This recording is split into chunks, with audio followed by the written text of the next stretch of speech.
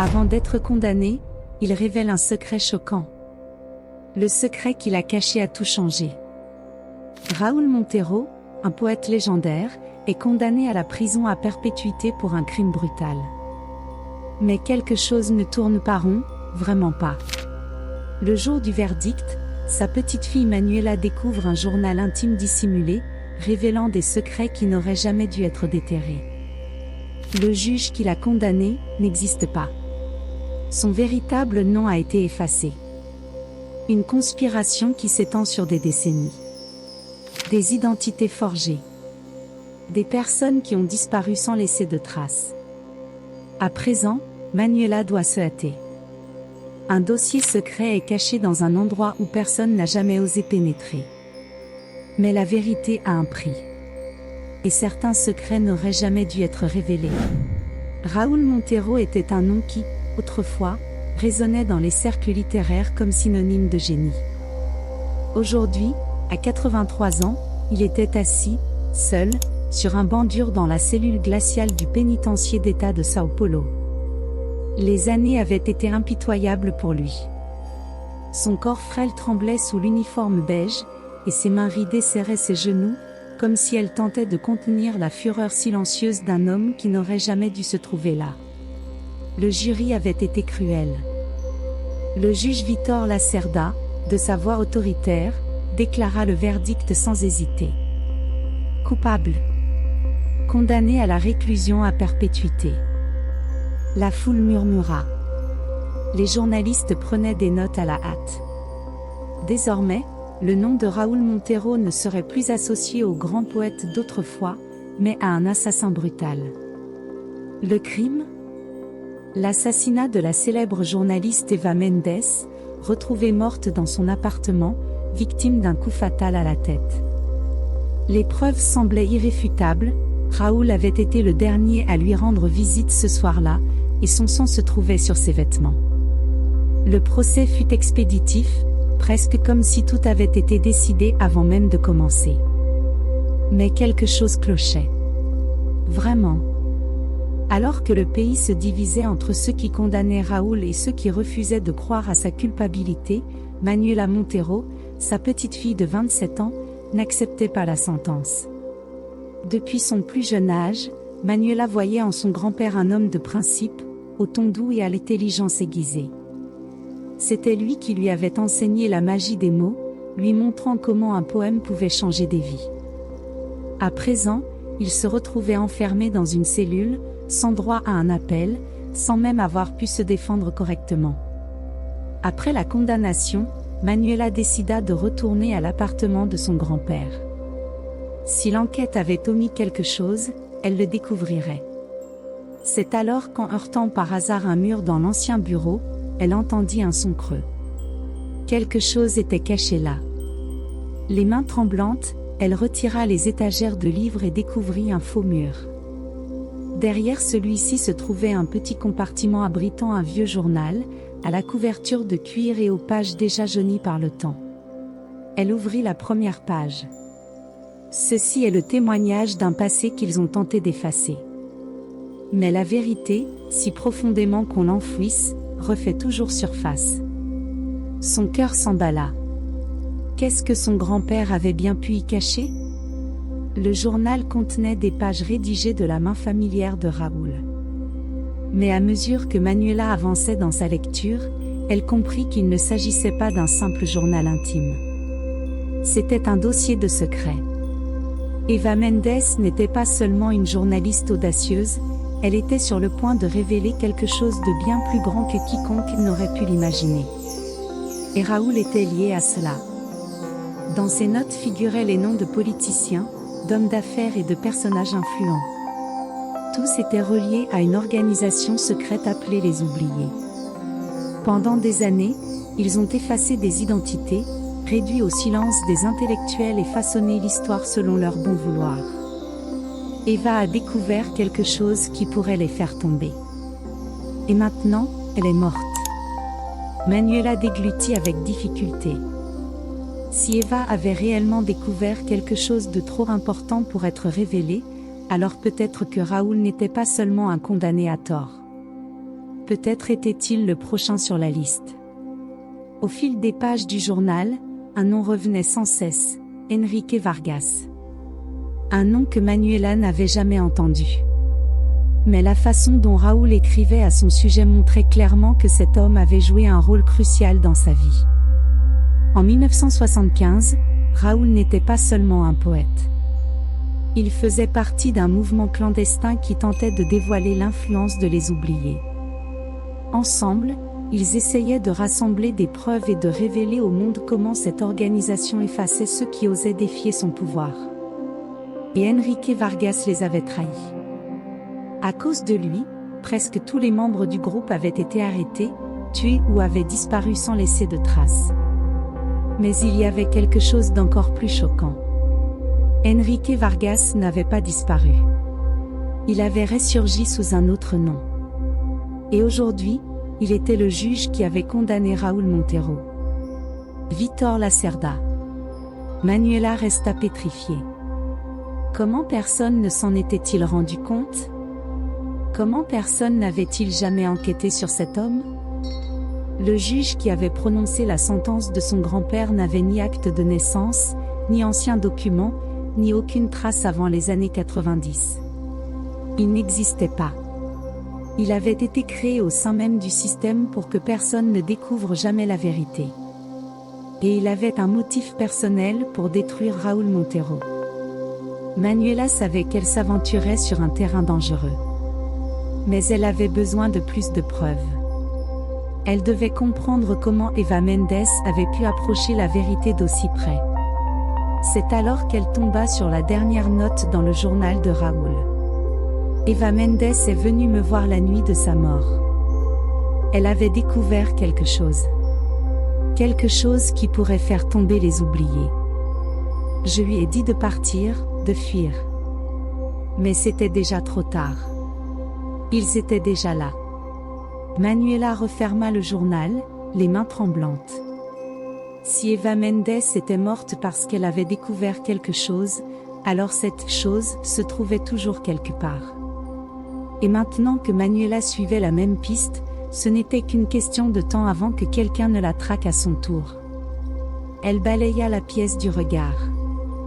L'appartement semblait calme. Mais un frisson parcourut son échine. Peut-être n'était-ce qu'un excès de paranoïa. Ou peut-être que quelqu'un l'observait déjà. En attendant le moment propice pour la réduire au silence. À jamais. L'appartement de Raúl baignait dans un silence angoissant. Manuela avait la respiration coupée, comme si le monde autour d'elle était sur le point de s'effondrer à tout moment. Elle venait de mettre au jour l'un des secrets les plus dangereux de l'histoire du pays. Le juge qui avait condamné son grand-père n'existait pas. Il s'agissait en réalité d'Enrique Vargas, le traître issu du passé de Raúl. Cela changeait tout. Si le journal de son grand-père disait vrai, le meurtre d'Eva Méndez n'avait pas été un simple homicide. C'était un acte prémédité, une élimination orchestrée par Les Oubliés pour que personne ne connaisse la vérité sur ce pouvoir occulte qui régissait le pays. Et désormais, Manuela était la seule personne qui pouvait les arrêter. Mais avant même qu'elle ait pu assimiler ces révélations, un frisson glacé parcourut son échine. Quelqu'un était là. Son regard se posa sur la porte entr'ouverte. Elle était certaine de l'avoir fermée en entrant. Un léger bruit. Le craquement du plancher. Son cœur s'emballa. Elle n'était pas seule. La respiration de Manuela s'alourdit. Son corps voulait se tétaniser, mais son esprit criait « Fuis, fuis maintenant !» Doucement, sans faire de bruit, elle attrapa le journal et le rangea dans son sac. Ses yeux parcoururent la pièce pour trouver quelque chose pouvant lui servir de défense. Le seul objet à sa portée était une petite lampe. Mieux que rien. Elle se leva, tentant de ne pas faire de bruit. Puis, un son. Le craquement d'une planche. Manuela se retourna pile au moment où la silhouette encapuchonnée se jetait sur elle. Son instinct prit le dessus. Elle brandit la lampe et la projeta de toutes ses forces. Le coup toucha l'agresseur à l'épaule, le faisant vaciller.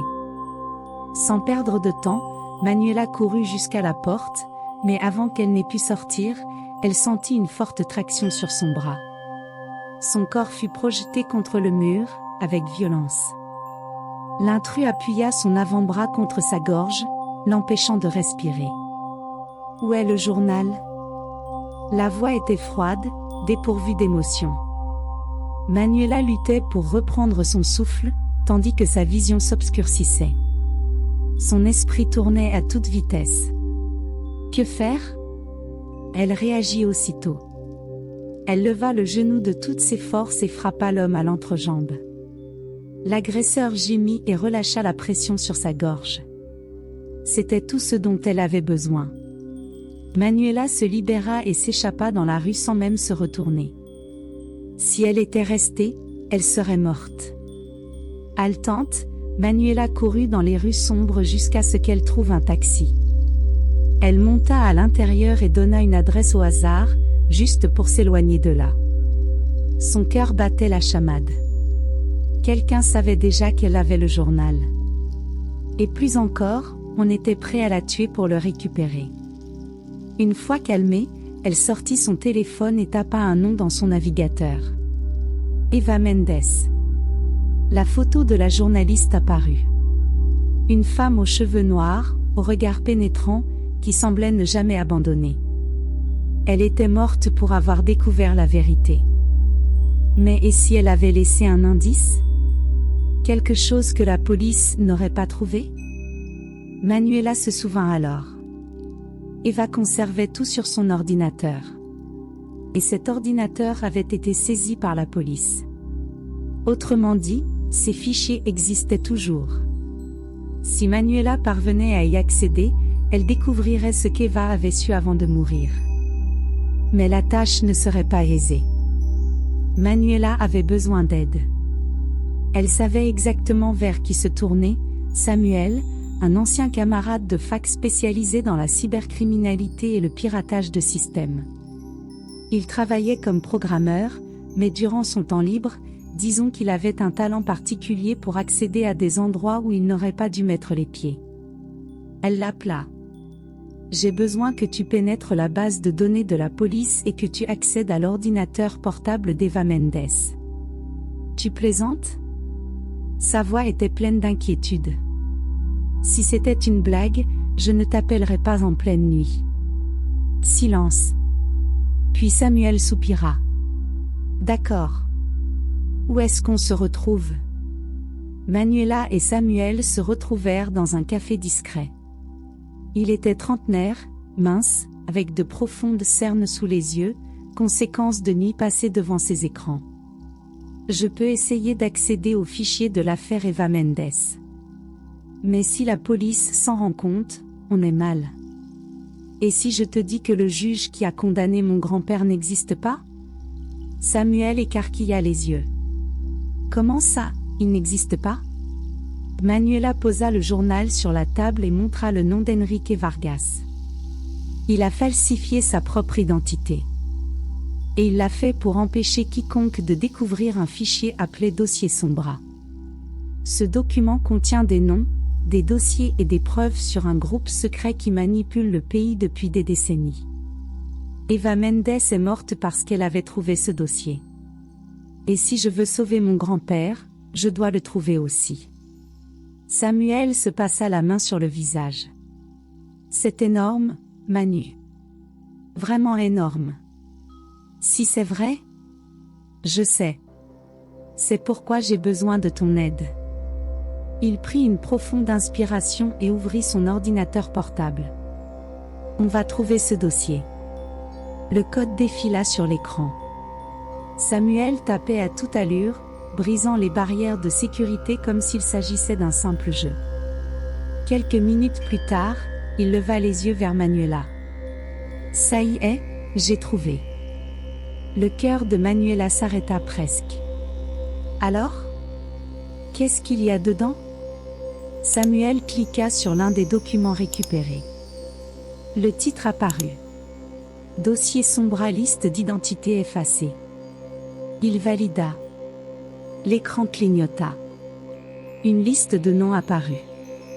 Et là, parmi des dizaines de disparus, figurait Raúl Montero. Le ventre de Manuela se noua.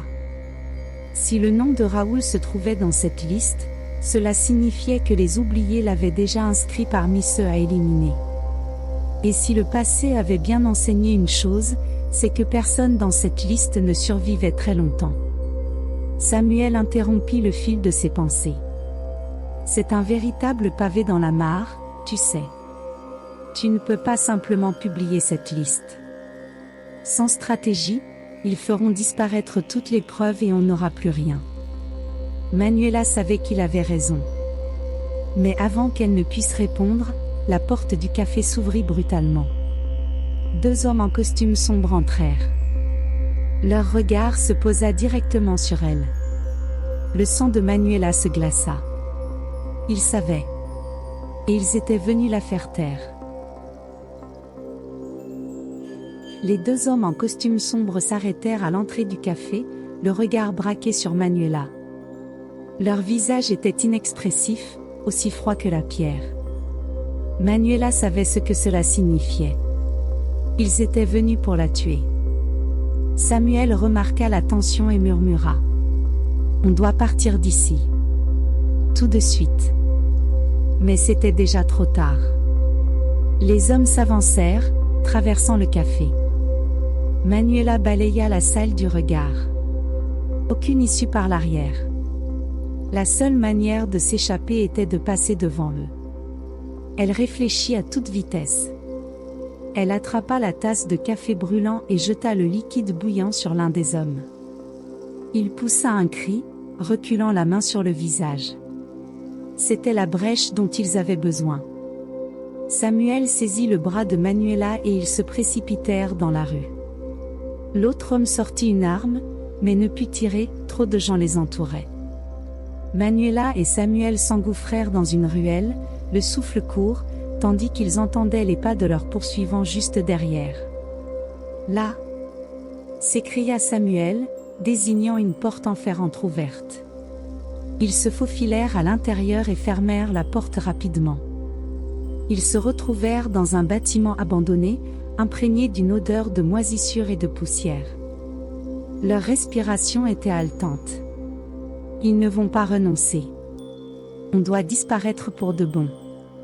Samuel prit son téléphone et détruisit la carte SIM. Plus de localisation possible. Manuela hocha la tête. À partir de cet instant, ils étaient seuls contre les oubliés. Et la moindre erreur leur serait fatale. Manuela et Samuel se rendirent dans un lieu sur un petit appartement que Samuel utilisait comme bunker numérique. Sitôt entré, il verrouilla toutes les portes et connecta son ordinateur portable à un système crypté. On doit découvrir ce qu'Eva Mendes a laissé derrière elle. Il retourna au dossier Sombra, fouillant dans les fichiers. C'est alors qu'il trouva quelque chose d'inattendu. Elle a laissé une vidéo. Le fichier portait une date, la veille de sa mort. Manuela retint son souffle tandis que Samuel ouvrait la vidéo. L'image vacilla. Le visage d'Eva Mendes apparut à l'écran. Elle semblait épuisée, le regard vigilant, comme si elle savait que son temps était compté. Si vous regardez ceci, cela signifie que je suis morte. Le sang de Manuela se figea. J'ai découvert quelque chose qui peut faire tomber les oubliés. Mais ils sont déjà à mes trousses. J'ai essayé de contacter Raúl Montero, mais je réalise à présent qu'ils vont se servir de lui comme bouc émissaire. Ce n'est pas lui qu'ils veulent effacer, c'est l'histoire. Le passé. Si vous voulez trouver la vérité, allez à la Bibliothèque nationale. Au sous-sol, il y a une salle cachée. À l'intérieur, se trouve un coffre-fort. Et dans ce coffre-fort, la preuve irréfutable. Mais faites attention. Ils sont partout. Ils ne s'arrêteront pas tant que tout ne sera pas oublié. L'écran devint noir. Le cœur de Manuela battait à tout rompre. La Bibliothèque nationale. C'était là que se trouvait la clé pour faire tomber les oubliés. Mais il y avait un problème. C'était le piège parfait. Tandis que Manuela tentait d'assimiler ces informations, Samuel continuait d'éplucher les fichiers. Soudain, il se figea. « Manu, tu dois voir ça. » Il agrandit un document à l'écran. C'était un ancien dossier, un rapport de sécurité nationale. Nom, Enrique Vargas. Statut, identité effacée. Nouvelle identité, Vítor Lacerda. Fonction, juge fédéral. Un frisson parcourut Manuela. Elle tenait là la preuve irréfutable. Le juge qui avait condamné son grand-père était un fantôme, un homme sans passé, créé pour protéger les oubliés. Mais Samuel découvrit alors quelque chose de pire encore. Un autre nom apparut dans la base de données. Nom, Manuela Montero. Statut, surveillance active. Classification, cible potentielle. Le dossier était récent. Elle était désormais traquée. Manuela sentit son estomac se nouer. Ils savent que je suis sur le coup. Samuel referma l'ordinateur portable. Il faut qu'on parte d'ici. S'il trouve cette planque, on est mort. Au moment même où il prononça ces mots, les lumières de l'appartement vacillèrent. Un bruit métallique résonna contre la porte. Quelqu'un essayait d'entrer. Manuela et Samuel échangèrent un regard. Ils n'avaient aucune issue. Soudain, la vitre de la fenêtre vola en éclats. Une grenade fumigène roula sur le sol du salon. La dernière chose que Manuela entendit avant que tout ne devienne flou fut la voix d'un homme. « Attrapez la fille !» Quand Manuela ouvrit les yeux, tout était sombre. Sa tête résonnait de douleur. Elle était attachée à une chaise, dans un lieu froid et humide, imprégné d'une odeur de rouille. Elle tenta de bouger, mais ses poignets étaient solidement ligotés. Puis, une porte s'ouvrit. Des pas résonnèrent. Une voix familière retentit. « Tu ressembles beaucoup à ton grand-père. » Manuela leva les yeux, le souffle coupé. Devant elle se tenait Enrique Vargas. Ou plutôt, le juge Vítor Lacerda. Le traître. L'homme qui avait condamné Raúl Montero. « Qu'est-ce que vous me voulez ?» Sa voix était ferme, malgré la peur qui lui étreignait la poitrine. Le juge sourit. « Ce n'est pas ce que je veux. C'est ce que j'ai besoin que tu fasses. » Manuela fronça les sourcils. « Et qu'est-ce que ça signifie ?» Il poussa un soupir et baissa les yeux. « Je veux que tu détruises les oubliés. » Elle resta sans voix. « Quoi ? Vous faites partie d'eux ?» Le juge secoua la tête. « Je faisais partie d'eux. Mais j'en ai assez. Pendant des années, j'ai obéi à tous leurs ordres. J'ai éliminé des cibles, effacé des histoires.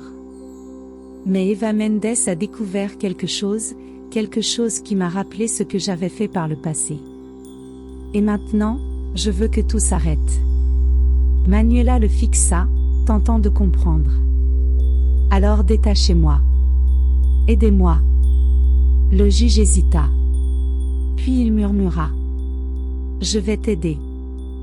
Mais s'ils la prennent, nous sommes tous les deux condamnés. » Une demi-heure plus tard, Manuela était libre. Le juge Vítor Lacerda lui remit une enveloppe. « Tu y trouveras les codes pour accéder à la chambre secrète de la Bibliothèque nationale. Mais dépêche-toi, ils savent déjà que tu vas t'y rendre. » Et Samuel ? Le regard du juge s'assombrit. Il n'a pas eu autant de chance. Manuela sentit un nœud lui serrer la gorge. Samuel était mort.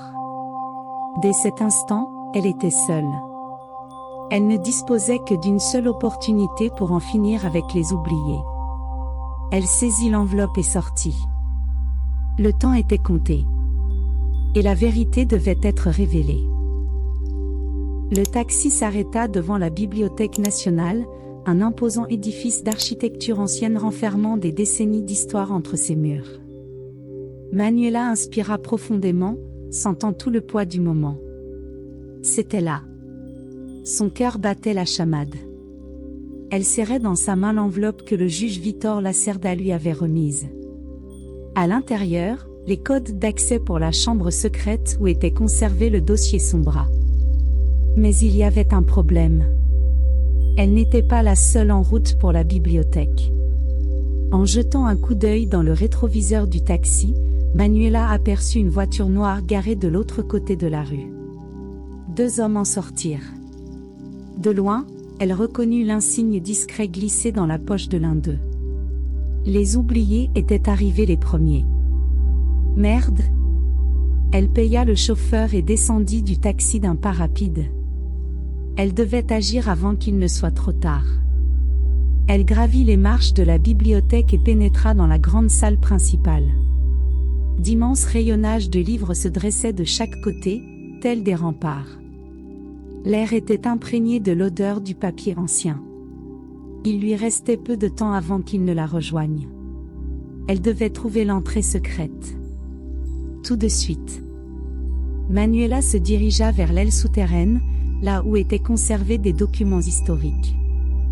L'endroit était sombre, seulement éclairé par quelques lumières faibles. Ses pas résonnaient dans les couloirs vides.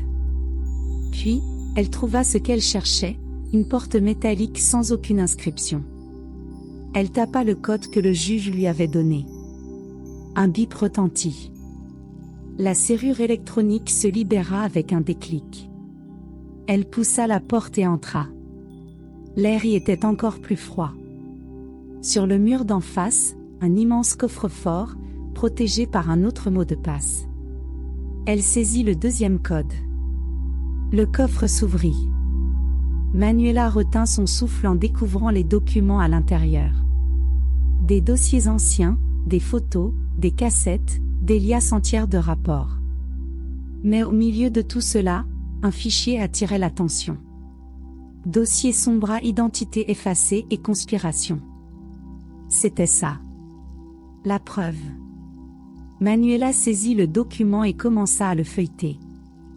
À chaque page, son estomac se retournait. Il y avait les noms de politiciens, d'intellectuels, d'artistes et de journalistes disparus au fil des décennies.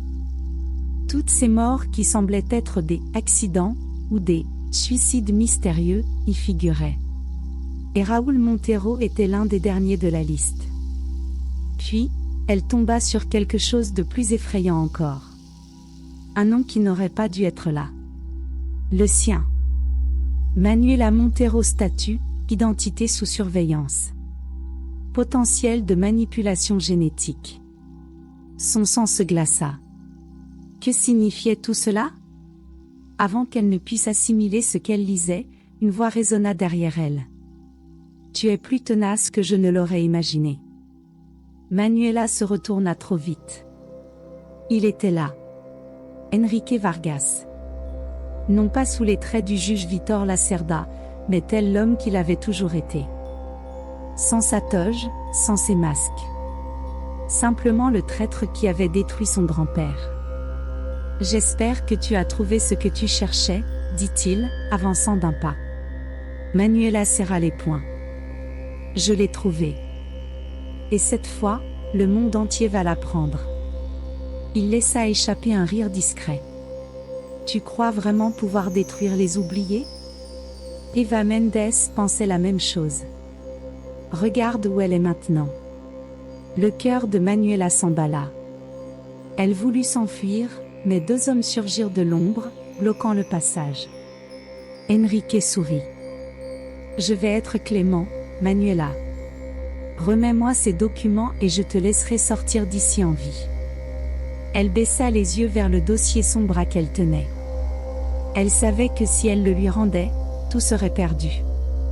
Mais si elle tentait de résister, elle mourrait. Elle devait réfléchir vite.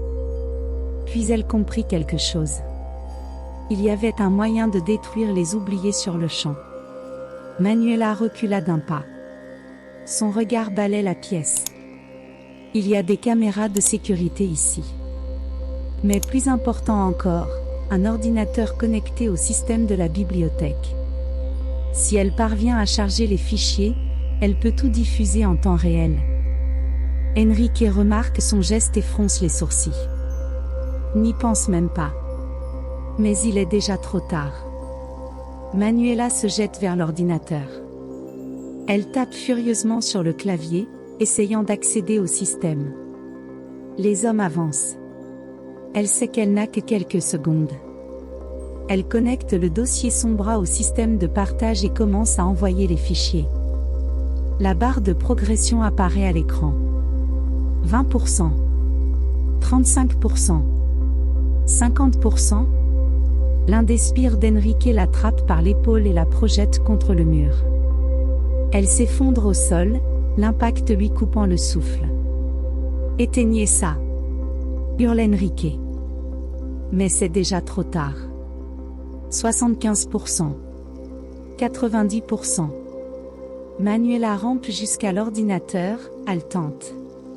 100%. Les fichiers ont été envoyés. La vérité est libérée. Elle éclate de rire, malgré la douleur lancinante dans ses côtes. C'est fini. Enrique reste immobile un instant. Puis son expression se mue en une haine farouche. Tu viens de signer ton arrêt de mort. Il dégaine une arme. Manuela retient son souffle. Le coup part avant même qu'elle n'ait pu réagir. Le bruit de la détonation résonne dans la pièce. Mais Manuela ne ressent rien. Elle ouvre les yeux. Elle voit Enrique Vargas s'écrouler au sol, du sang s'échappant de sa poitrine. Derrière lui, arme au poing, se tient le juge Vitor Lacerda.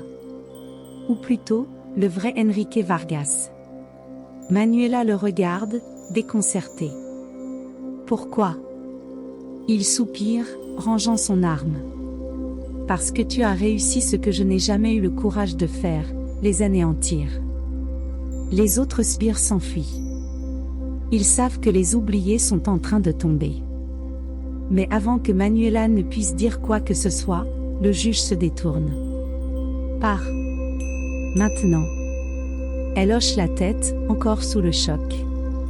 Elle récupère le dossier Sombra et s'enfuit de la bibliothèque. Pour la première fois, la peur a cédé la place à autre chose. La liberté. Ce soir-là, Internet s'embrase.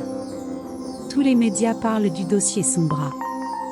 Les noms des disparus, les identités forgées, les crimes dissimulés pendant des décennies. Le pays est sous le choc. Des politiciens démissionnent. Des chefs d'entreprise sont arrêtés. Les oubliés sont en train de s'effondrer. Mais il reste un dernier mystère. Le lendemain matin, Manuela reçoit une enveloppe. À l'intérieur, une lettre. Tu as remporté cette bataille. Mais nous sommes encore là. Et nous n'oublions pas si facilement. Un frisson la parcourt. Les oubliés ont peut-être perdu la guerre, mais ils existent toujours. Et désormais, ils savent précisément qui elle est. Le silence de la cellule était oppressant. L'odeur de moisissure et de métal flottait dans l'air. Raúl Montero était assis sur son lit, le regard fixé sur le mur glacé devant lui. Ses yeux fatigués reflétaient des décennies de combat contre un ennemi invisible.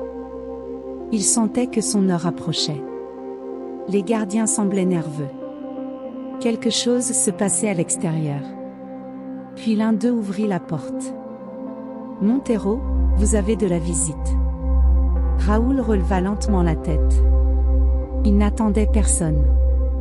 Et cela signifiait le danger. Lorsque la porte s'ouvrit entièrement, son cœur se figea.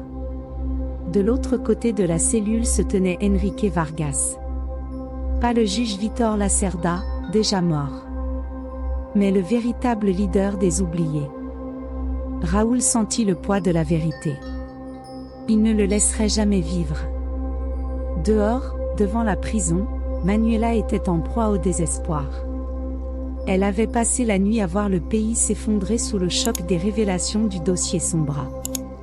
Mais au petit matin, elle reçut un appel anonyme. « Si tu veux sauver ton grand-père, rends-toi à la prison. Maintenant. Il n'en fallut pas plus pour qu'elle comprenne. Il le visait, lui. Elle sauta dans sa voiture et conduisit à toute allure, ignorant feu rouge et klaxon furieux. Hors de question de laisser Raúl mourir. Dans la cellule, Raúl et Enrique Vargas se faisaient face.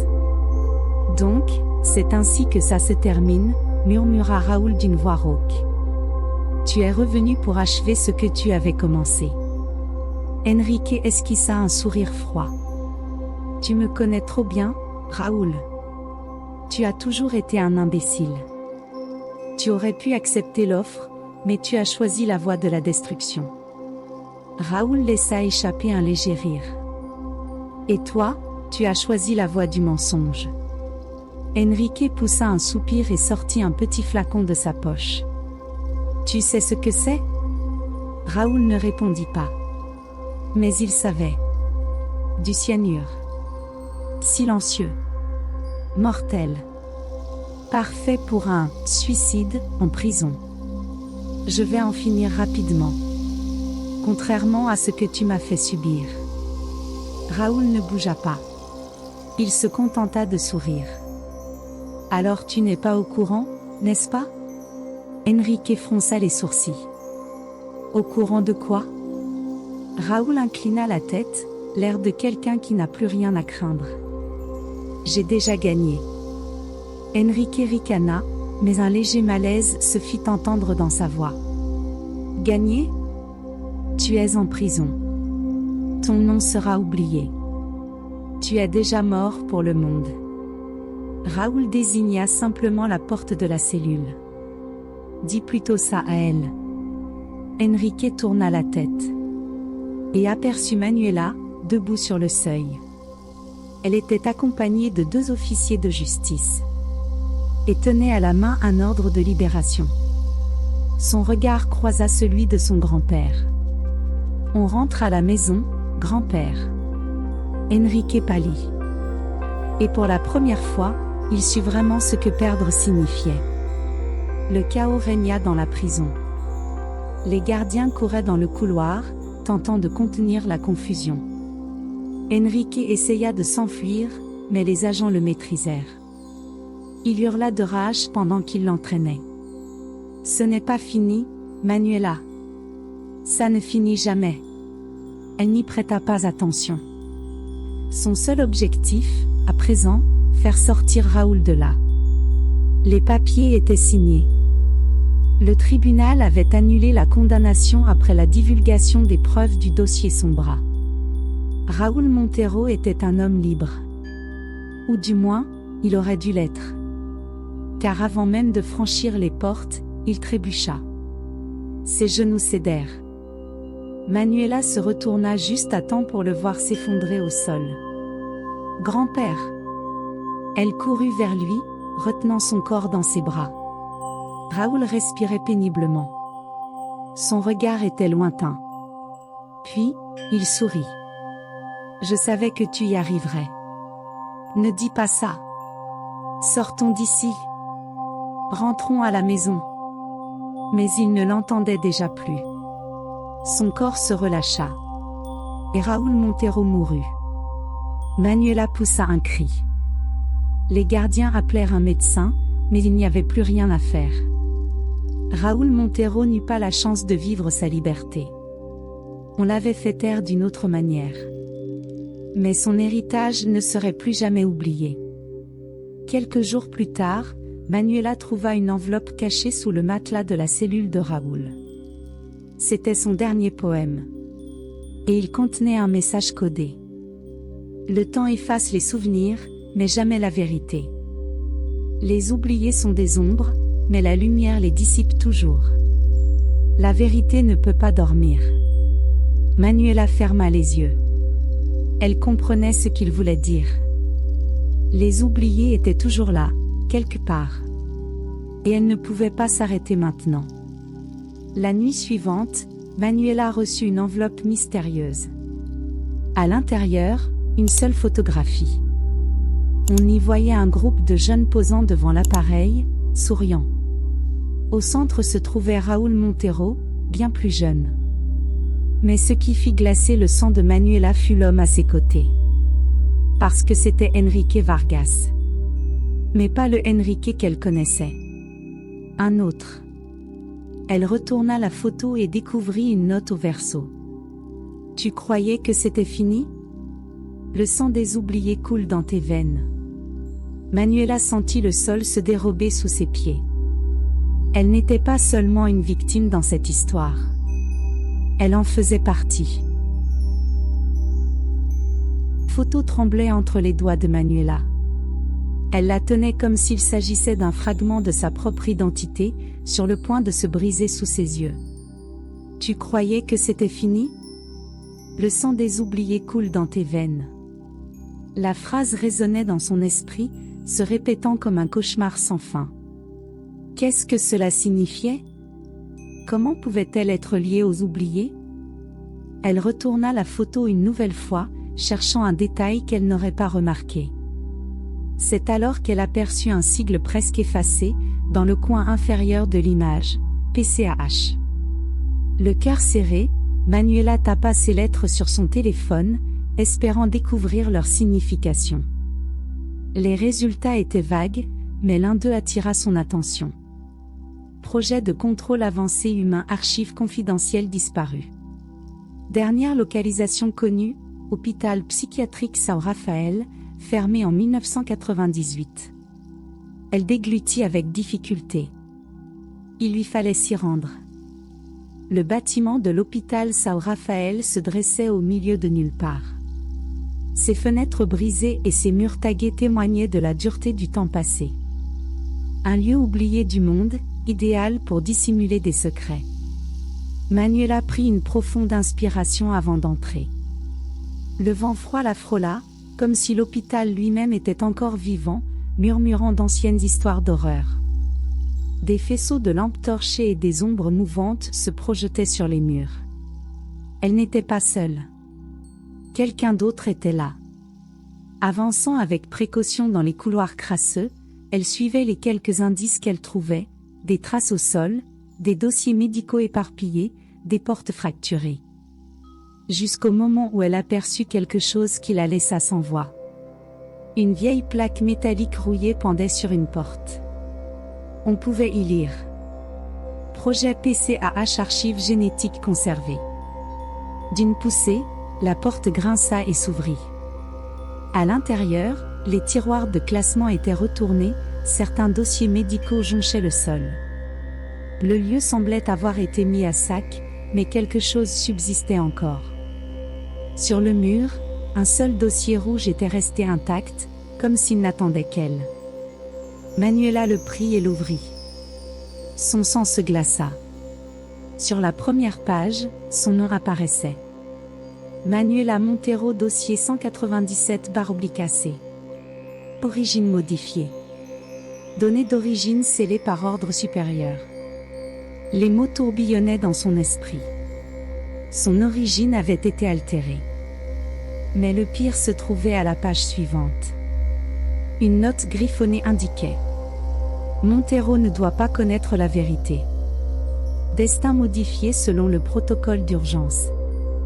Lien direct avec Enrique Vargas, autorisation de reconfiguration. Ses yeux s'écarquillèrent. Enrique Vargas avait modifié son identité. Au bout du compte, qui était-elle réellement ? Avant même de pouvoir assimiler ses découvertes, Manuela entendit des pas résonner dans le couloir. Elle se dissimula derrière une étagère, retenant son souffle. La porte de la salle s'ouvrit. Un homme en costume sombre entra, inspectant l'endroit. « Je savais que tu viendrais. » Sa voix était grave, calculée. Il se tourna lentement.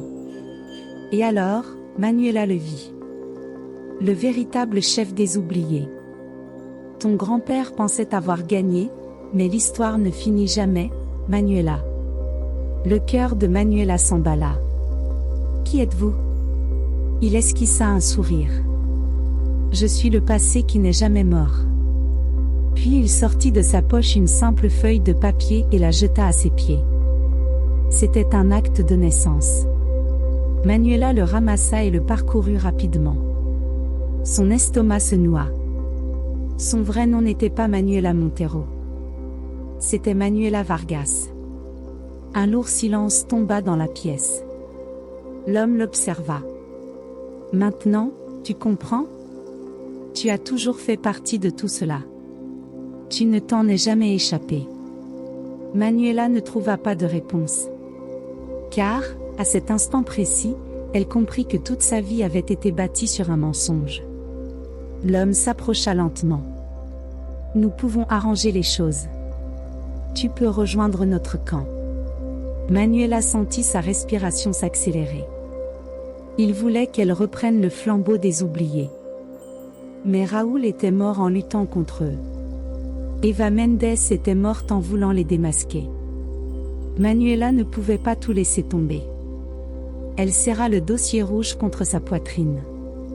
Puis, d'un geste brusque, elle jeta le contenu au sol et alluma une allumette. La flamme éclaira le regard de l'homme. « Qu'est-ce que tu fais ?» Le feu gagna rapidement les papiers. La seule preuve de son identité était en train de brûler. L'homme poussa un cri et tenta d'éteindre les flammes, mais il était déjà trop tard. Le passé partait en fumée. Et Manuela était enfin libre. Je choisis la vérité. Elle s'élança alors hors de la salle, traversa l'hôpital et disparut dans la nuit. Pour la première fois, elle n'appartenait plus à personne. Quelques jours plus tard, Manuela retourna sur la tombe de Raoul Montero. Elle déposa une unique fleur sur la pierre tombale. « Je te promets qu'ils n'effaceront jamais ton histoire, grand-père. » Elle respira profondément, puis s'éloigna. Le pays subissait encore le contre-coup de l'effondrement des oubliés. Mais l'organisation existait toujours. Ils avaient perdu cette bataille. Mais pas la guerre. Manuela savait que la lutte pour la vérité n'était pas terminée. En fin de compte, l'histoire ne meurt jamais. Manuela était chez elle, essayant de digérer tout ce qui s'était passé. Son téléphone sonna. Numéro inconnu. Elle décrocha. « Tu crois que c'est fini, Manuela ?» La voix était froide, impersonnelle. Les oubliés trouvent toujours un nouveau leader. Et maintenant, tu es sur notre liste. La communication se coupa. Manuela ferma les yeux. Elle savait qu'elle n'était pas en sécurité. Mais elle n'avait plus peur. Parce que la vérité ne peut être effacée. Et le combat ne faisait que commencer.